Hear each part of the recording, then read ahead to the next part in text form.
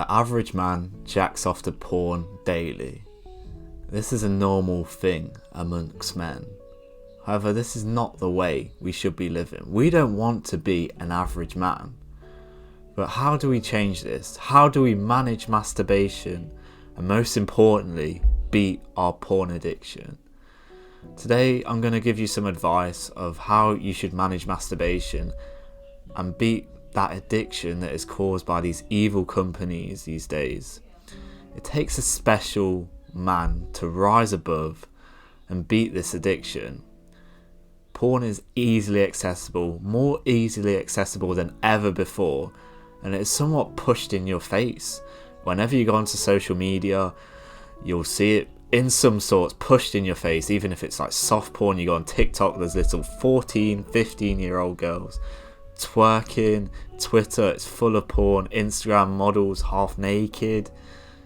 Everywhere you go, even when you try and you're not even on these sites, it's pushed down your throat, and no one wants to do anything about it. We're told it's normal by society. Just go, it's actually better for you. It can actually stop you getting cancer. I've read an article saying that. It's unbelievable. I've personally battled with addiction from around the age of 14, when I was introduced from a young age by people at school, and it wasn't until I was age 20 during the lockdown, where I think I was playing video games or doing something like that, and someone told me about NoFap. NoFap was basically, you don't masturbate, you don't watch porn, you just don't do anything. And this concept at first sounds very strange to me. I didn't think that was an option. It's normal, isn't it? Everyone just faps off. They do this. Like, what other option is there? And this was strange, but I started to do a bit of research, and eventually, after a couple of months, I began to implement it into my life. It was very difficult. Anyone who's been on NoFap will understand the struggles of this. 2-3 days, relapse. 5-6, relapse. But eventually you get to a point where it's not really on your mind too much. It becomes a lot easier to go more days, potentially weeks, without relapsing. And I think after about 2 months on NoFap, I ended up going around 2.5 months with complete just NoFap, which might sound strange to a lot of people. I understand. They don't understand NoFap. They don't understand the benefits, and talking about masturbation, jacking off, it sounds quite weird, and I completely understand that, and it is quite weird. However, the complete change in my energy, confidence and self-image was absolutely, it just changed how I felt completely, and I can't underestimate the importance of being on NoFap, semen retention most importantly. So in this video, we're going to be talking about how you should manage your masturbation habits, beat that existing addiction that you currently have. Because chances are, if you have grown up in the UK, you are addicted to porn. Whether you want to admit it or not, you probably got introduced to porn around a similar age to myself, 13, 14 at school, and have been watching it ever since. It's been brought in, it's part of your habits that you do on a daily basis or weekly basis, and you cannot get rid of it. Maybe even longer. So, is masturbating normal is the first question we need to ask.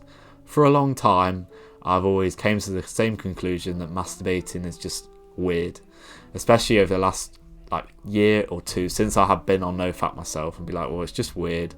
We shouldn't be doing this at all. We should all be having sex.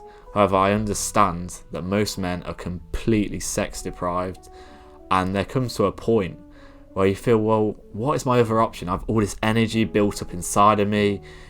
On the hierarchy of needs, sex is right at the top of this, and I'm not getting any other action. So, well, I don't really have any other option. And that's exactly what most men feel, and what most men end up doing.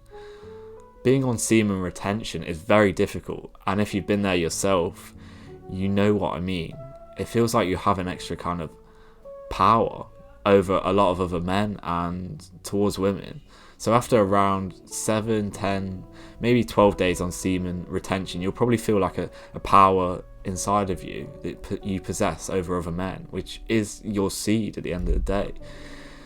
Even the men who are having sex regularly, who are sexually active, at the end of the day, their testosterone levels are decreasing by having sex, and they're not on semen retention. And at the end of the day, this is going to cause a decrease in their drive and their motivation, and they're probably going to end up becoming a bit more lazy. They might spend more time with the women, and they're probably not going to get out of bed. They're just having another round of sex. Or obviously, yes, the idea is to be having sex with women. However, it's probably important to manage the amount of sex you are having too. However, for the vast majority of men, probably you watching the video, this is not the most important thing we need to worry about. I think for most men, and what I found extremely difficult was relapsing. Once you feel the shame of relapsing, every single time you then go on to relapse in the future, that feeling of shame and guilt is just amplified to a significant amount, and you end up completely resenting yourself. And nearly any man I know watching this, you will be able to relate to me. And I do believe if you feel that urge to go and masturbate and you don't watch porn, which is probably the biggest problem for a lot of people, is that they will end up watching porn if they do masturbate. You do that every few weeks. You're not having sex because you don't want to be sleeping around with degenerate women like a lot of men are. I don't really think that's a good solution at all. And you haven't quite found your perfect wife, then okay, go do this. Maybe you imagine your future wife while you're doing it. I don't think there's a major problem in that. It's not going to change your life, is it, at all?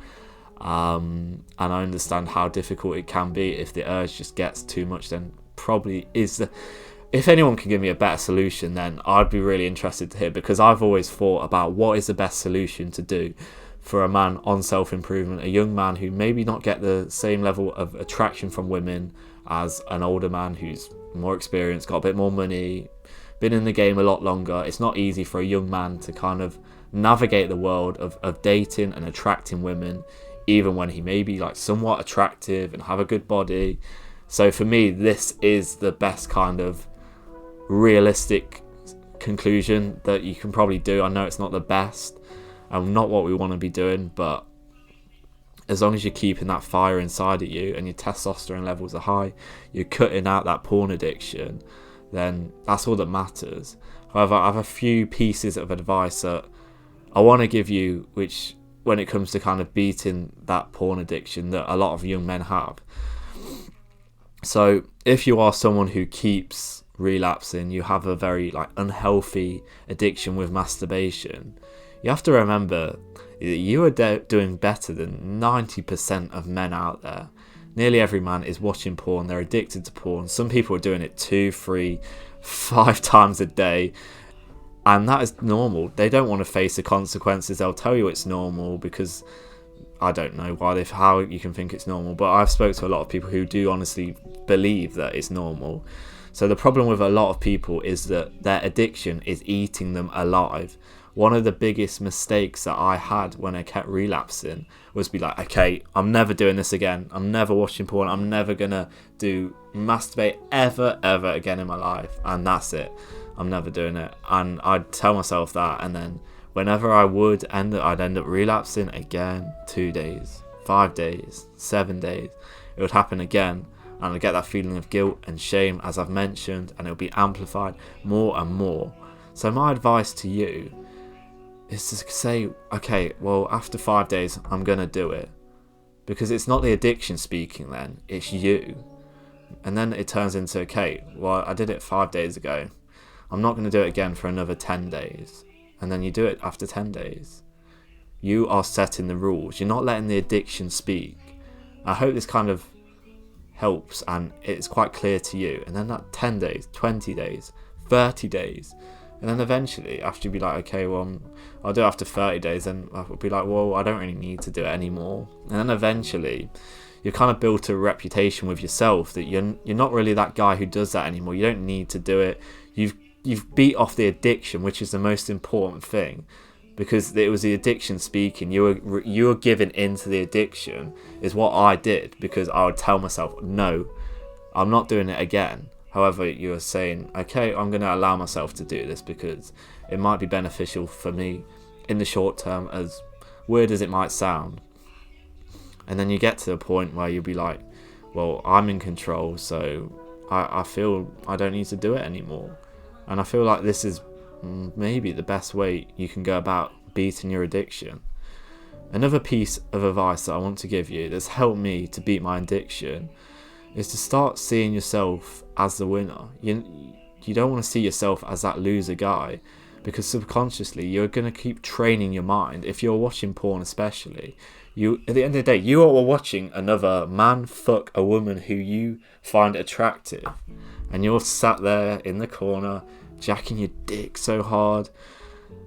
At the end of the day, how your mind is going to be trained to believe that that is the best solution you can get. You can't get women, so this is the only way you can kind of release, is to watch someone do what you want to do. It's very similar to sports. Obviously it's a bit of a weird kind of analogy, but at the end of the day it is the same. You're not playing sports, so the best solution is to be like a couch potato and just sit there watching it.